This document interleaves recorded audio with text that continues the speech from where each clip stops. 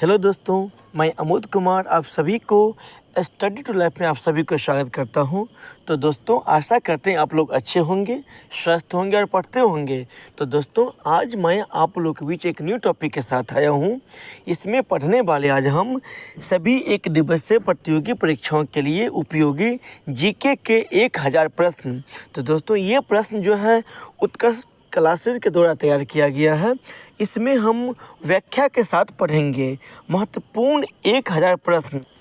तो दोस्तों देखिए, इसमें जो आपको विषय सोचिए, देखिए भारतीय इतिहास जो है 200 प्रश्न मिलेगा, भारतीय राज्य व्यवस्था के 200 प्रश्न मिलेगा, विश्व एवं भारत के भूगोल के 200 प्रश्न मिलेगा, भारतीय अर्थव्यवस्था के 200 प्रश्न मिलेगा और सामान्य विज्ञान के भी 200 प्रश्न मिलेगा। दोस्तों, इसमें आपको इसको जो हम पार्ट 1 पार्ट 2 करके बारी बारी से 1000 प्रश्न पढ़ने वाले हैं। ये प्रश्न आपको कोई भी कंपटीशन के एग्ज़ाम में ये काम आएगा। तो आइए दोस्तों, बिना देरी को ही हम स्टार्ट करते हैं। तो देखिए, पहला टॉपिक है भारतीय इतिहास। इसमें देखिए, अगर इसका PDF चाहते हैं तो हमारा टेलीग्राम ग्रुप को ज्वाइन कीजिए, नहीं तो आप उत्कर्ष क्लासेज व्हाट्सएप पर ऐप डाउनलोड करके इसमें लिखेंगे आप जीके 100 तो आपको ये प्रश्न आ जाएगा। तो देखिए दोस्तों, आज के मेरा पहला प्रश्न है बौद्ध संगतियों के आयोजन स्थलों का सही कालानुक्रम। आप देखिए, इस प्रश्न का जो उत्तर हो जाएगा डी, क्योंकि पहला बौद्ध संगति राजगीर, दूसरा वैशाली, तीसरा पाटलिपुत्र और तीसरा कुंडलवन का शिविर हुआ। इसका व्याख्या आप आगे बौद्ध संगति जो है 483 ईसा पूर्व में हुआ था, स्थान राजगीर में। इस समय में अध्यक्ष महाकाश्यप थे, शासक अजातशत्रु के समय में। तो आपको पूछ लिया जाएगा प्रथम बौद्ध संगति का आयोजन किसके शासनकाल में हुआ था, हो जाएगा अजातशत्रु। इससे न जाने कितना अलग अलग प्रश्न बनकर एग्जाम में आते हैं, तो इसको आप याद रखिए दोस्तों। देखिए, दूसरा बौद्ध संगति 383 ईसा पूर्व में हुआ था, स्थान वैशाली में हुआ था। इस समय अध्यक्ष सर्वकामिर, जो सर्वकामनी भी कहा जाता है, सर्वकामनी। इस समय अध्यक्ष थे कालाशोक। तीसरा बौद्ध संगति 251 ईसा पूर्व, ये पाटलिपुत्र में हुआ था। ये इस समय अध्यक्ष मोगलीपुत्र थे और शासक अशोक के शासनकाल में हुआ था। चौथा बौद्ध संगति जो प्रथम शताब्दी में हुआ था, कुंडलवन कश्मीर में। अध्यक्ष थे वसुमित्र एवं उपाध्यक्ष थे अश्वघोष। ये न जाने कितना बार आता है, चौथे बौद्ध संगति के समय में उपाध्यक्ष कौन थे, तो हो जाएगा अश्वघोष। इस समय में शासक थे कनिष्क। अगला हमारा प्रश्न है, निम्नलिखित में से अशोक के द्विभाषी अभिलेख थे। तो इस प्रश्न का उत्तर हो जाएगा शर-ए-कुन्ना, मतलब कंधार। इसका व्याख्या यहाँ से समझिए आप। शर-ए-कुन्ना कंधार अभिलेख अरमाइक एवं ग्रीक द्विभाषी अभिलेख था, जबकि गुर्जरा व मास्की ये ब्राह्मी शाहबाज गढ़ी एवं मानसेहरा खरोष्टी लिपि और तक्षशिला एवं लघमान अरमाइक लिपि में लिखा गया था। दिल्ली सल्तनत में लाख वर्ष किस शासक को कहा गया है, तो इस प्रश्न का उत्तर हो जाएगा कुतुबुद्दीन ऐबक को। देखिए, इसलिए उसे कहा जाता है क्योंकि लाखों में वो दान देते थे। इसके बारे में आप व्याख्या यहाँ समझिए। दिल्ली सल्तनत में गुलाम वंश के शासक कुतुबुद्दीन ऐबक लाखों में दान दिया करता था, इसलिए इसे लाख बख्श कहा जाता था। मोहम्मद बिन तुगलक के काल में अफ्रीकी यात्री इब्न बतूता भारत आए। अलाउद्दीन खिलजी ने बाजार नियंत्रण प्रणाली की शुरुआत की। आपको पूछ लिया जाएगा बाजार नियंत्रण प्रणाली का स्टार्ट किसने किया, तो हो जाएगा अलाउद्दीन खिलजी ने। सिकंदर लोदी ने आगरा शहर की स्थापना की। ये भी प्रश्न बहुत भी है, ना जाने कितना बार पूछा है। आगरा शहर की स्थापना किसने किया, हो जाएगा सिकंदर लोदी। इसी में देखिए, यदि मैं अपने एक गुलाम को भी पालकी में बैठा दूं तो मेरे आदेश पर मेरे सभी सरदार उसे कंधों पर बैठा कर ले जाएंगे। यह कथन किस शासक का है, तो आप देखिए इस प्रश्न का जो उत्तर हो जाएगा सिकंदर लोदी।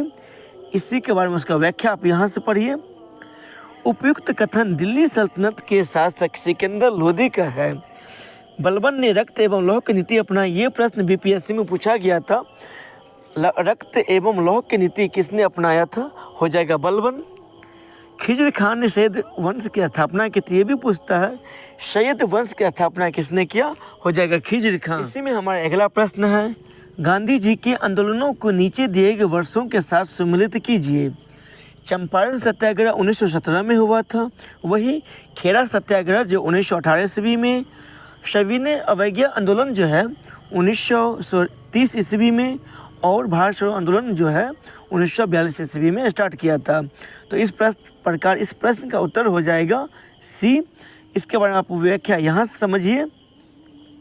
देखिए, अब राष्ट्रीय स्वतंत्रता संग्राम में गांधी जी के आंदोलनों को क्रम निम्नलिखित है। चंपारण सत्याग्रह 1917 में हुआ था, खेड़ा सत्याग्रह 1918 में, सविनय अवज्ञा आंदोलन 1930 ईस्वी में, भारत छोड़ो आंदोलन 1942 ईस्वी में हुआ था। इसी में हमारा अगला प्रश्न है, भारत में मुस्लिम राज्य का संस्थापक माना जाता है किसे? हो जाएगा इस प्रश्न का उत्तर मोहम्मद गौरी। के बारे में आप व्याख्या यहाँ से समझिए। भारत में मुस्लिम राज्य का संस्थापक मोहम्मद गौरी को माना जाता है। इसने 1175 ईस्वी से 1206 ईस्वी तक भारत पर कई आक्रमण किए तथा दिल्ली में मुस्लिम शासन की आधारशिला रखी। जहीरुद्दीन बाबर 1526 से 1530 ईस्वी को आए। भारत में उन्होंने मुगल वंश के संस्थापक भी माना जाता है। तो आपको पूछ लिया जाएगा भी प्रथम पानीपत के युद्ध किसके साथ हुआ था? बाबर और इब्राहिम लोदी के बीच हुआ था। बाबर ने मुगल साम्राज्य की स्थापना किया था। इसके बाद उसका बेटा हुमायूं आता है। देखिए, सैंधव सभ्यता की जनसंख्या निश्चित प्रजाति की थी, निम्नलिखित में से कौन सी इसमें शामिल नहीं थी? तो इस प्रश्न का उत्तर हो जाएगा, देखिए दोस्तों, यहाँ पर है प्रश्न, यहाँ भी नेग्रिटो। इसका व्याख्या आप यहाँ से समझिए। नेग्रिटो पुरापाषाण काल के मनुष्य की प्रमुख जाति थी, जबकि सैंधव सभ्यता की निम्नलिखित प्रजातियाँ भी थी: अल्पाइन, भूमध्यसागरीय, मंगोलाइड, प्रोटो ऑस्ट्रेलाइड। इस प्रकार उसको व्याख्या को याद रखिए। इसी में हमारा अगला प्रश्न है, निम्नलिखित सैंधव स्थल में घोड़े की अस्थियां के अवशेष कहाँ मिले हैं? दोस्तों, अगर आप सिंधु घाटी सभ्यता के बारे में अगर पढ़ना चाहते हैं तो ऑलरेडी हम सिंधु घाटी सभ्यता पर वीडियो बना दिए हैं। डिस्क्रिप्शन बॉक्स के अंदर उसका लिंक लगा हुआ है, आप यहाँ से इसको देख सकते हैं। नहीं तो आप हमारे प्ले लिस्ट में जाइए, यहाँ पर आप हिस्ट्री में जाएंगे या तो प्राचीन हिस्ट्री में जाएंगे, यहाँ से आपको वीडियो मिल जाएगा। तो देखिए दोस्तों, तो इस प्रकार इस प्रश्न का जो उत्तर हो जाएगा सुरकोटदा। इसी में देखिए इसका व्याख्या, यहाँ से आप देखिए व्याख्या। सैंधव सभ्यता में घोड़े की अस्थियाँ सुरकोटदा में मिले हैं। सुरकोटदा की खोज जगपति जोशी ने 1964 ईस्वी में की थी। सब के बारे में हम वीडियो में बता दिए हुए हैं। हड़प्पा सभ्यता की खोज किसने किया, मोहनजोदड़ो की खोज किसने किया, सभी के बारे में वीडियो में बनाए। इसका व्याख्या आप यहाँ से समझिए। सैंधव सभ्यता में घोड़े की अस्थियाँ सुरकोटदा में मिली हैं। सुरकोटदा की खोज जगपति जोशी ने 1964 ईस्वी में की थी। यहाँ से भी प्रश्न बन सकता है, आपको पूछ लिया जाएगा सुरकोटदा की खोज किसने किया? तो जगपति जोशी। कितना ईस्वी में? तो 1964 ईस्वी में। इसी में आगे देखिए, कोटदीजी से वान ग्रह, वान मतलब वान की आगे वाला नुकीला हिस्सा, चनुंदरों से झुकर झाकर संस्कृति, लोथल एवं बंदरगाह युक्त शहर था। बुद्ध के जीवन से संबंधित बौद्ध धर्म के प्रतीकों को सम्मिलित कीजिए। तो ये प्रश्न देखिए दोस्तों, यहाँ से आपको हम मिलाते हैं। देखिए, जन्म था, जन्म जो है हो जाएगा कमल, वही गृह त्याग हो जाएगा घोड़ा, ज्ञान बोध वृक्ष जो पीपल जो बिहार में हुआ था गया जिला में, मृत्यु हो जाए स्तूप। इसके बारे में व्याख्या आप यहाँ से समझिए। बुद्ध जीवन से संबंधित बौद्ध धर्म के प्रतीक निम्नलिखित हैं। जन्म हो गया जन्म कमल, गृह त्याग घोड़ा, ज्ञान की प्राप्ति हो गया था बोधि वृक्ष, निर्वाण प्राप्ति पद चिन्ह, मृत्यु हो गया स्तूप। आप अगर बौद्ध धर्म के बारे में विस्तार से जानना चाहते हैं तो आप हमारे YouTube चैनल को ये प्ले लिस्ट में जाकर आप एंसेंट हिस्ट्री के खोजेंगे, आपको यहाँ से मिल जाएगा बौद्ध धर्म, शैव धर्म के बारे में, जैन धर्म के बारे में निम्नलिखित कथनों पर विचार कीजिए। जैन धर्म में तप एवं अहिंसा पर विशेष बल दिया गया है। जैन धर्म का महत्वपूर्ण ग्रंथ कल्पसूत्र संस्कृत में लिखा गया था। तो इस प्रकार इस प्रश्न का हो जाएगा ए और दोनों क्या है, ये सही है। उसका व्याख्या का आप यहाँ समझिए।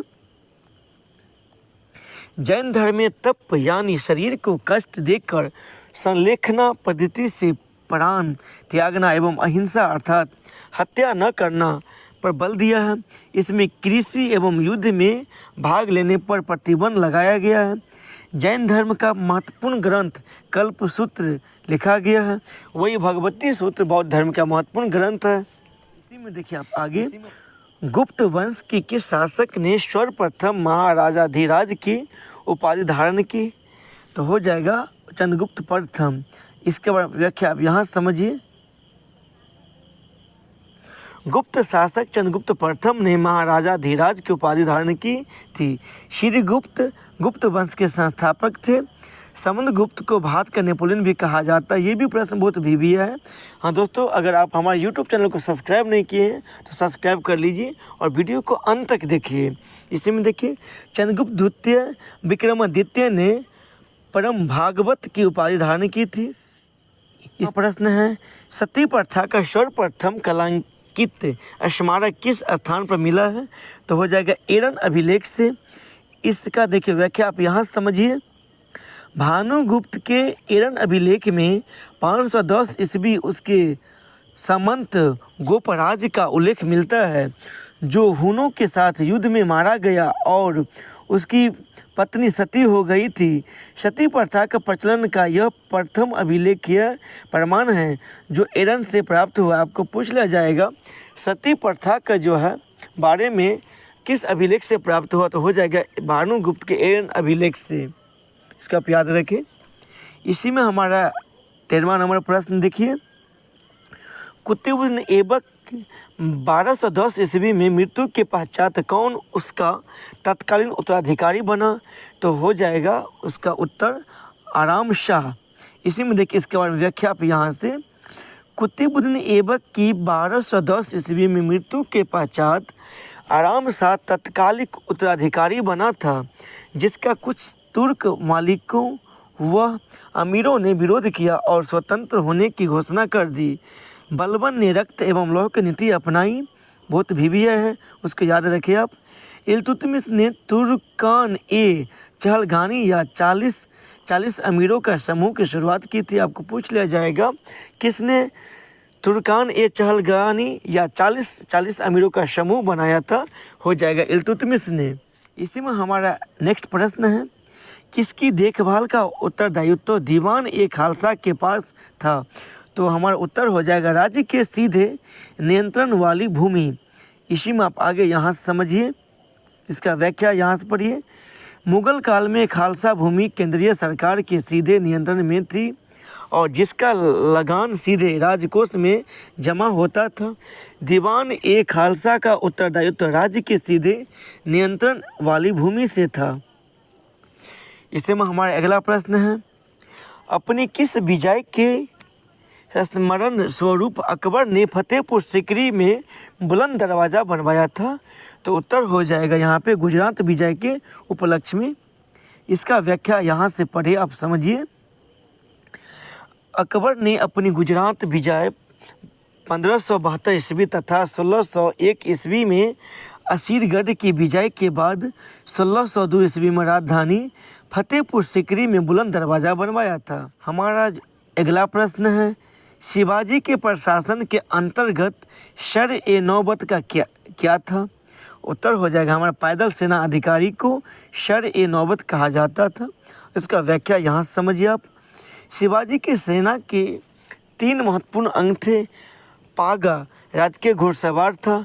दोस्तों इसी में आपको पूछ लिया जाएगा अष्टप्रधान किसके शासनकाल में था? तो हो जाएगा शिवाजी के शासनकाल में। इसका व्याख्या आप आगे भी है।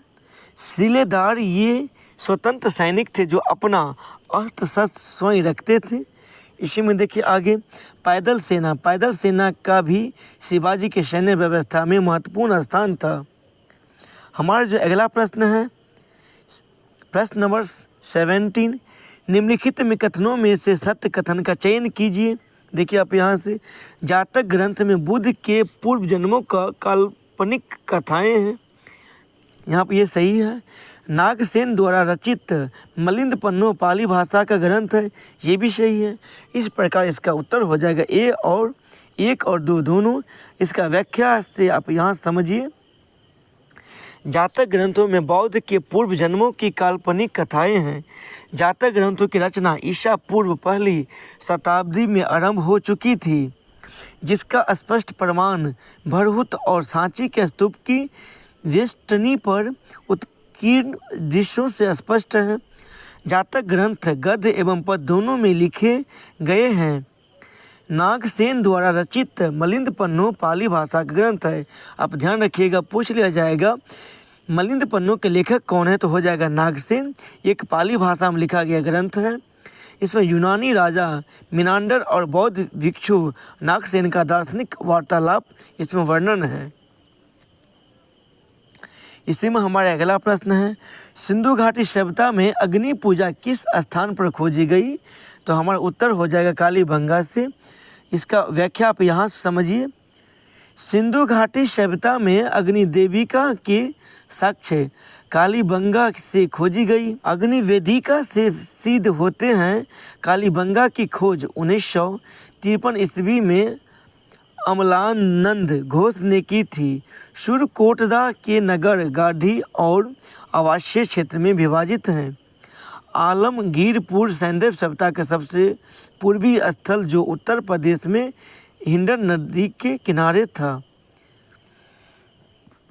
इसी में हमारा अगला प्रश्न है, निम्नलिखित में से किस एक में चंद्रगुप्त मौर्य द्वारा मगध का राज सिंहासन प्राप्त करने का कथा दी गई है, तो उत्तर हो जाएगा मुद्रा राक्षस में।